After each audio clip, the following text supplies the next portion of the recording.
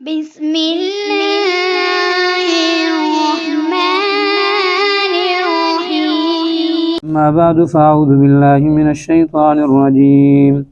بسم الله الرحمن الرحيم. ليجمعنكم إلى يوم القيامة لا ريب فيه الذين خسروا أنفسهم فهم لا يؤمنون وله ما سكن في الليل والنهار وهو السميع العليم. قل أغير الله أتخذ وليا فاطر السماوات والأرض وهو يطعم ولا يطعم قل إني أمرت أن أكون أول من أسلم ولا تكونن من المشركين قل إني أخاف إن عصيت ربي عذاب يوم عظيم. صدق اللہ العظیم. البتہ ضرور بضرور جمع کرے گا تمہیں قیامت کے دن کے طرف، لا ریب فی، جس میں کوئی شک نہیں. الذین خسروا انفسہم، وہ لوگ جنہوں نے اپنے جانوں کو خسارے میں ڈالا، فہم لا یؤمنون، پھر وہ ایمان نہیں لائیں گے. وَلَهُ مَا سَكَنَ فِي اللَّيْلِ وَالنَّهَارِ، دن اور رات میں جو چیز بھی سکون پاتی ہے وہ سب اس کے قبضہ قدرت میں ہے. وَهُوَ السَّمِيعُ الْعَلِيمُ، اور وہ سب کچھ سننے والا ہے، جاننے والا ہے. اے پیغمبر کہہ دیجئے، کیا میں اللہ کے علاوہ کسی اور کو اپنا کارساز اور ولی مان لوں؟ فاطر السماوات والارض، جو زمین و آسمان کو پیدا کرنے والا ہے. وَهُوَ يُطْعِمُ، وہ کھاتا ہے، وَلَا يُطْعَمُ، اس کو کھلایا نہیں جاتا. قُلْ إِنِّي أُمِرْتُ، اے پیغمبر کہہ دیجئے، بے شک مجھے حکم کیا گیا ہے کہ سب سے پہلے میں فرما بردار بنوں. وَلَا تَكُونَنَّ مِنَ الْمُشْرِكِينَ، اور مشرکین میں سے ہرگز نہیں بننا. قُلْ إِنِّي أَخَافُ إِنْ عَصَيْتُ رَبِّي، اے پیغمبر کہہ دیجئے، بے شک میں ڈرتا ہوں، خوف کھاتا ہوں کہ میں نافرمانی کروں تو مجھے ایک بڑے دن والا عذاب پہنچے گا، اس سے میں خوف کھاتا ہوں. پر جو ذکر تھا کہ اللہ تبارک و تعالیٰ نے اپنے اوپر رحمت کو لکھ دیا ہے، اللہ تبارک و تعالیٰ نے اپنے آپ کو ارحم الراحمین کہہ دیا ہے کہ میں ارحم الراحمین. تو لیجمعنکم الی یوم القیامت، یہ بھی اللہ کا ایک رحم ہے کہ سب کو قیامت کے دن اللہ تبارک و تعالیٰ جمع کرے گا. کیونکہ کوئی کہہ سکتا ہے کہ یہ کون سا رحم ہے کہ جس کے ہاں برا بھی وہی ہے، اچھا بھی وہی ہے، بدکار بھی وہی ہے، گناہ گار بھی وہی ہے، کسی سے کچھ ہو ہی نہیں رہا. تو اللہ فرماتے صبر سے کام لو. لیجمعنکم الی یوم القیامہ، ہم سب کو قیامت کے دن جمع کریں گے. یہ بات میرے اوپر لازم ہے اور تمہارے لیے بھی لازم ہے، کان کھول کے سنو.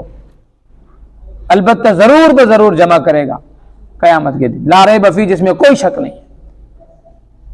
یعنی اس بات کو دل میں بٹھا لو، یہ شک نکال دو، یہ وسوسے نکال دو کہ پتہ نہیں قیامت کب آئے گی، پتہ نہیں سب جمع ہوں گے یا نہیں ہوں گے، پتہ نہیں ظالم کو بدلہ دیا جائے گا نہیں، پتہ نہیں نیکوکار کو بدلہ دیا جائے گا نہیں دیا جائے گا. یہ وسوسے جو ڈال کے رکھے ہوئے ہو، اللہ فرماتے نہیں، یہ وسوسے نکال دو.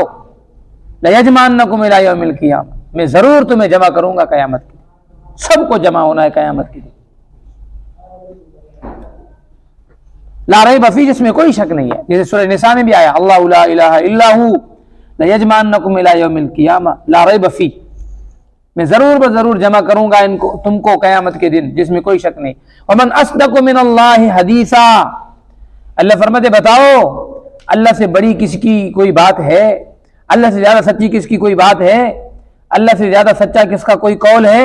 نہیں. تو پھر یاد رکھ لو اللہ سب کو جمع کرے گا. الذین خسروا انفسہم، مگر وہ لوگ جنہوں نے اپنے نفس کو خسارے میں ڈالا ہوا ہے، جنہوں نے گھاٹے کا سودا کیا ہوا ہے، جنہوں نے اپنے جانوں کو نقصان میں مبتلا کر دیا ہے. فہم لا یؤمنون، وہ کیسے ایمان لائیں گے؟ آج بھی یہی ہے نہیں ہے؟ جو اپنے آپ کو نقصان میں ڈالتا ہے، اپنے نفس کو عذاب دینا چاہتا ہے، وہ نماز نہیں پڑھتا، وہ بات سننے کے لیے تیار نہیں ہوگا، وہ ادھر آنے کے لیے تیار نہیں ہوگا.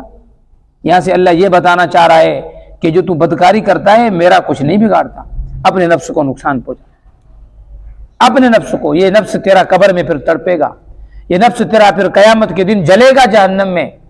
نقصان تیرا ہوا، اللہ کا کیا ہوا؟ اپنے دل پہ ہاتھ رکھ کے بتاؤ، گناہ کرتے ہو اللہ کا کیا بگاڑتے ہو؟ بدکاری کرتے ہو اللہ کا کیا بگاڑتے ہو؟ جو انسان بدکاری کرتا ہے ایسے سمجھو کہ جہنم میں اپنا گھر بناتا ہے.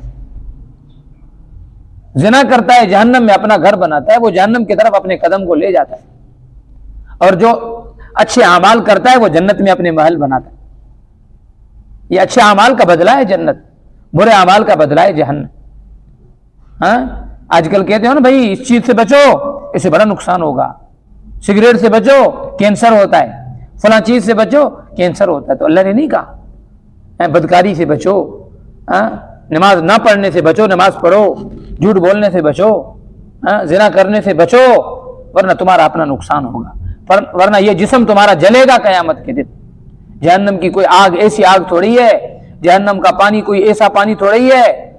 قرآن کہتا ہے وَإِن يَسْتَغِيثُوا يُغَاثُوا بِمَاءٍ كَالْمُهْلِ يَشْوِي الْوُجُوهَ بِئْسَ الشَّرَابُ۔ اللہ سے پانی طلب کریں گے، اللہ ہمیں پانی پلاؤ، اللہ ہمیں پانی پلاؤ۔ فرمایا جب ان کو پانی قریب کیا جائے گا وہ اتنا خطرناک اور گرم ہوگا، تمہاری چمڑی جو ہے اس کی گرمائش کی وجہ سے پانی میں گر جائے۔ قرآن کہتا ہے یشوی الوجوہ بئس الشراب وساءت مرتفقا۔ اللہ فرمایا یہ تمہارا پینا ہے، یہ تو نے خود کیا ہے، ہاں یہ برے اعمال تو نے کیے، یہ اس کا نتیجہ ہے۔ الذین خسروا، اللہ یہ بتانا چاہ رہا ہے کہ قیامت کے دن جو تمہیں جہنم ملے گی یہ میرا ظلم نہیں ہوگا، یہ میرا ظلم تھوڑی ہوگا، یہ تو نے اپنا کیا ہے۔ وہ بھائی دنیا میں جو آپ لگاؤ گے ہاں وہی بوتے ہو یا نہیں، تو قیامت کے دن بھی ایسے ہی ہے۔ حدیث میں آتا ہے نا خدا کے فرشتے وہ کسی کا جنت میں محل بناتے ہیں، گھر بناتے ہیں، تو بناتے بناتے رک جاتے، اللہ حکم دیتا رک جاؤ چھوڑ دو، تو فرشتے کہتے ہیں اللہ کیا ہو گیا، جنت کے خزانے میں کون سی کمی ہو گئی، ہر ایک اینٹ جو سونے کی، اینٹ ایک چاندی کی، اتنی خوبصورت محل بناتے ہیں۔ اللہ فرماتے رک جاؤ، فرشتے کہتے ہیں اللہ کیوں روکا گیا ہمیں، تو حکم ملتا ہے کہ اس نے اعمال کرنا چھوڑ دیا، میں نے جنت میں محل بنانا چھوڑ دیا۔ تو یہ تو ہمارے اعمال کا نتیجہ ہی نہیں۔ الذین خسروا انفسهم فهم لا یؤمنون، وہ لوگ جو اپنے آپ کو خسارے میں ڈالے ہوئے ہیں، فهم لا یؤمنون، وہ کیسے ایمان لائیں گے، وہ ہماری بات کیسے مانیں گے، ان کو قرآن کیسے اثر دکھائے گا، وہ تو اپنے آپ کو نقصان میں لگا کے بیٹھے ہوئے پہلے سے۔ وَلَهُ مَا سَكَنَ فِي اللَّيْلِ وَالنَّهَارِ، جو کچھ زمین میں اور دن میں اور رات میں سکون کرتی ہے، حرکت نہیں کرتی، سوئی ہوئی ہے، نیند میں ہے، وہ سب اللہ کی قبضہ قدرت ہے۔ یہاں پہ اللہ نے صرف سکون کا ذکر کیا ہے، اسے یہ تو کوئی نہیں کہہ سکتا کہ پھر حرکت کا مالک کون ہے۔ علماء فرماتے ہیں کہ یہاں پہ عقل مند کو خود بخود سمجھنا چاہیے کہ دن میں حرکت ہوتی ہے، رات کو سکون ہوتا ہے۔ اللہ تبارک و تعالی نے رات کیوں بنائی ہے؟ تمہارے سکون کے لیے۔ وَجَعَلْنَا اللَّيْلَ لِبَاسًا، اللہ نے رات کو لباس بنایا ہے، ورنہ لباس اوڑھ کے سو جائے۔ وَجَعَلْنَا النَّهَارَ مَعَاشًا، اور اللہ نے دن کو گزران بنایا ہے، جاؤ کماؤ کھاؤ، یہ اللہ نے بنایا ہے۔ کہیں پہ ایسے بھی ہیں جہاں پہ رات ہے ہی نہیں، کہیں پہ ایسا بھی ہے جہاں پہ دن ہے ہی نہیں، دن صرف 2 گھنٹے ہیں، کہیں پہ ایسا بھی ہے 22 گھنٹے رات ہے، ایسے بھی علاقے ہیں۔ تو اللہ فرماتے جو دن اور رات میں جو حرکت کرتی ہے، سکون کرتی ہے، وہ سب میرے قبضہ قدرت۔ بعض ایسے ہیں جو دن کو کماتے ہیں، انسان ہے، پرندے ہیں، وہ دن کو جا کے رزق کماتے ہیں، پھر رات کو سکون کرتے ہیں، اور بعض ایسے ہیں جو رات کو کماتے ہیں، یہ درندے ہیں، یہ رات کو نکل پڑتے ہیں، دن کو سکون ہوتا ہے ان کو۔ تو اللہ فرماتے وَلَهُ مَا سَكَنَ فِي اللَّيْلِ وَالنَّهَارِ، یہاں پہ اللہ نے یہ رات اور دن کا سکون کا ذکر کیوں کیا؟ اوپر قیامت کبریٰ کا ذکر تھا، اور یہ قیامت صغریٰ ہے، یعنی اے انسان جب تو سو جاتا ہے، یہ جو نیند ہے نا یہ موت کی بہن ہے، النوم اخت الموت، یہ نیند ہے نا یہ موت کی بہن ہے۔ اس لیے اللہ کے حبیب صلی اللہ علیہ وسلم نے کبھی بھی کسی کو نماز کے لیے نہیں اٹھایا، بھائی اٹھو نماز کے لیے، کیونکہ نیند جو ہوتی ہے وہ موت کی بہن ہوتی ہے، پتہ نہیں زبان سے اس وقت کوئی ایسا الفاظ نکل جائے اور کفر میں پڑا جائے۔ اس لیے اللہ کے حبیب نے کسی کو جگایا نہیں۔ آزان بھی زندگی میں 1 مرتبہ ثابت ہے، باقی نہیں دی۔ اللہ کے حبیب بلائے اور کوئی نہ آئے، کافر ہو جائے سب۔ تو پھر نیند جو ہے وہ یہ موت کی بہن ہے، جب سوتے ہو پتہ نہیں اٹھو گے یا نہیں اٹھو گے، اور تمہیں اٹھانے والا کون ہے بتاؤ؟ اس موت سے چھڑانے والا کون ہے؟ اللہ ہے۔ پھر تمہیں سب کو اٹھا کے دھندے پہ کاروبار پہ بھیجنے والا کون ہے؟ اللہ ہے۔ تو اللہ فرماتے ہیں جب تجھے موت کی بہن سے اٹھا سکتا ہوں تو قیامت کے دن قبروں سے نہیں اٹھا سکتا ہوں۔ وہ سمیع العلیم، اللہ ہر چیز کو جاننے والا ہے، سننے والا ہے۔ یعنی سوئے ہوئے ہو نیند میں جو حرکت کر رہے ہو، سوئے ہوئے ہو نیند میں جو بول رہے ہو، وہ بھی اللہ سنتا ہے، وہ بھی اللہ سنتا ہے، اور علیم، اور جو کچھ کر رہے ہوتے اس کو بھی اللہ جانتا ہے۔ قل غیر اللہ، یہاں سے مشرکین مکہ نے پیغمبر صلی اللہ علیہ وسلم کے اوپر ایک الزام لگایا۔ کون سا الزام؟ اے پیغمبر تو نے ہمارا سکون برباد کیا ہوا ہے، تو جھگڑے کی اور فساد کی جڑ ہے۔ کیسے؟ جب تو نہیں تھا بھائی بھائی تھا، بہن بھائی سے بنی ہوئی تھی، میاں اپنے بیوی سے بنا ہوا تھا، باپ اپنے بیٹے سے بنا ہوا تھا۔ جب سے تو آیا ہے باپ بیٹے سے الگ ہو گیا، بھائی بھائی سے الگ ہو گیا ہے، کیونکہ بیٹا کافر ہے تو باپ کیسے اس کے بعد رہ سکتا ہے؟ ایسے الگ ہو گئے یا نہیں ہو گئے؟ سب الگ ہو گئے۔ فرمایا یہ تو نے کیا ہے، لہذا اس کو چھوڑ، آجا ہمارے معبودوں کی پوجا کر لے۔ تو اللہ تبارک و تعالی پیغمبر کو کہہ رہے ہیں قل غیر اللہ اتخذ ولیا، اے پیغمبر ان کو کہہ دیجیے کیا میں اللہ کو چھوڑ کر کسی اور کو والی بناؤں، کسی اور کو کارساز بناؤں، کسی اور کو مشکل کشا بناؤں؟ فاطر السماوات والارض، جس نے زمین و آسمان بنایا، جس نے مجھے بنایا، جس نے تمہیں بنایا، جس نے پوری 18,000 مخلوقات کو بنایا، جو ہر چیز کو کھلاتا ہے، پلاتا ہے، سلاتا ہے، رلاتا ہے، وہ سب کا مالک اللہ ہے، ہاں؟ میں اس کو چھوڑ کر ان کی پوجا کروں؟ یہ تمہارے لیے بھی سبق ہے۔ اللہ تبارک و تعالیٰ نے دیکھو قرآن کی گہرائی، اللہ نے کیا فرمایا؟ اتخذ ولیا، الہا نہیں کہا کہ میں اللہ کے علاوہ چھوڑ کر کسی اور کو معبود بناؤں، معبود نہیں کہا، ولی، دوست، ولی، کارساز، مشکل کشا، حاجت روا۔ یہ لوگ سمجھ کے بیٹھے ہوئے نہیں بیٹھے ہوئے ہیں، علی کو کوئی مشکل کشا سمجھ کے بیٹھا ہوا ہے، کوئی نبی کو مشکل کشا، کوئی داتا دربار کو مشکل کشا، کوئی کس کو مشکل کشا سمجھ کے بیٹھا ہوا ہے۔ اللہ اس مشکل کشائی کا رد فرما رہے ہیں، الہن نہیں کہہ رہے ہیں، ولیین کہہ رہے ہیں۔ قرآن کو سمجھو بھائی، قرآن سے دور نہیں جاؤ۔ قل غیر اللہ اتخذ ولیا، میں اللہ کو چھوڑ کر کسی اور کو کارساز بناؤں، وکیل بناؤں، نفع نقصان کا مالک بناؤں؟ نہیں۔ فاطر السماوات والارض، جس نے زمین و آسمان کو پیدا کیا، وہ یطعم ولا یطعم، جو کھاتا ہے اس کو کھلایا نہیں جاتا۔ یہاں پہ بھی مشرکین کو رد کیا جا رہا ہے کہ تم جن کی پوجا کرتے ہو نا، یہ جو لات اور عزا ہے، ان کو تو تم کھلاتے ہو۔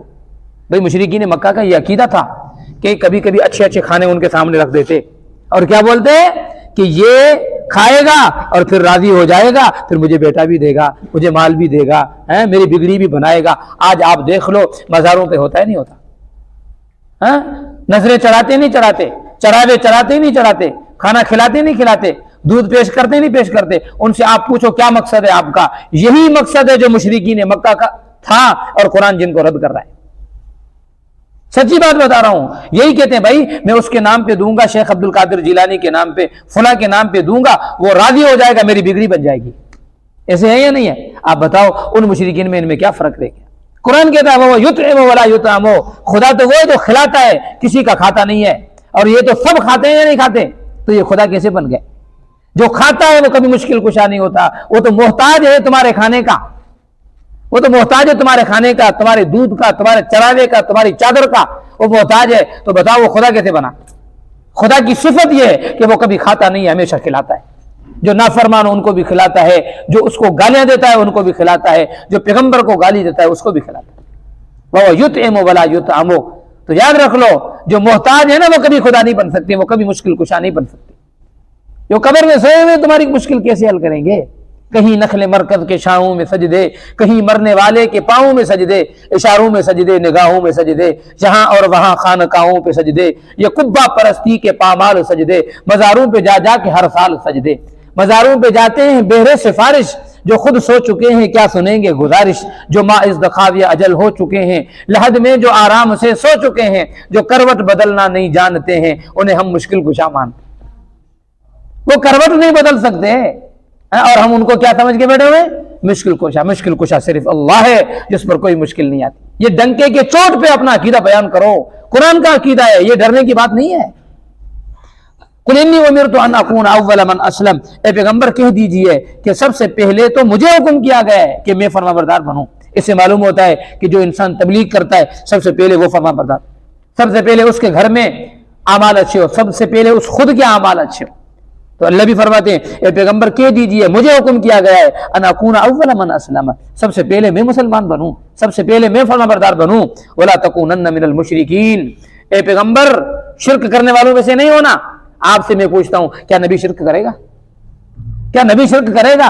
ارے جب اس کو نبوت نہیں ملی تب بھی شرک نہیں کیا تھا, نبوت نہیں ملی تب بھی شرک نہیں کر سکتا, نبوت ملی تو ویسے بھی نہیں کر سکتا. لیکن پھر بھی اس کے ذریعے ہمیں ڈرایا جا رہا ہے کہ ایک پیغمبر کو بھی کہا جا رہا ہے کہ شرک نہیں کرنا. تو بتاؤ شرک کتنا برا عمل ہے. ایک جگہ پہ اور بھی آتا ہے لئن اشرکت لیحبطن عملک ولتکونن من الخاسرین. فرمایا اے پیغمبر اگر تو شرک کرے گا, پیغمبر نہیں کرے گا, ہمیں سبق دیا جا رہا ہے لیحبطن عملک, تیرے سب عمل ختم ہو جائیں گے, تیرا حج ختم, تیرا عمرہ ختم, تیری زکاتیں ختم, تیرا اسلام ختم, تیرا دین ختم ہو جائے گا, بالکل خسارے والوں میں سے ہو جائے گا. تو میرے بھائی شرک سے بچو, شرک کے شبہ سے بھی بچ جاؤ. دعا کرے اللہ تبارک و تعالی جو کہا اس پہ عمل کرنے کی توفیق دیجیے. الحمدللہ رب العالمین والصلاۃ والسلام علی سیدنا اللہم